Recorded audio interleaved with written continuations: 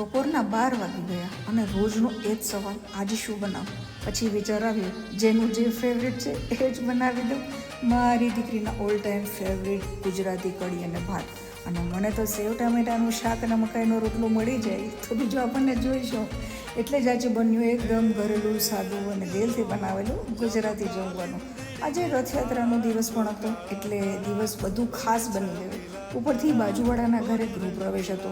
ત્યાંથી મારા ફેવરેટ મગ લાપસી આવ્યા. ઘણા સમય પછી મગ લાપસી ખાધી અને સાચું કહું તો બાળપણનો સ્વાદ ફરીથી યાદ આવી ગયો.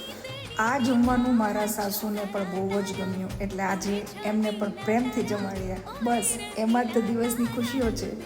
હવે તમારો વારો. રથયાત્રાના દિવસે તમારા ઘરે શું ખાસ બન્યું હતું અને મગ લાપસી તમને ગમે છે કે નહીં કોમેન્ટમાં જરૂર જણાવજો. અને આવા જ ઘરેલું ગુજરાતી બ્લોગ માટે મને ફોલો કરવાનું ભૂલતા નહીં.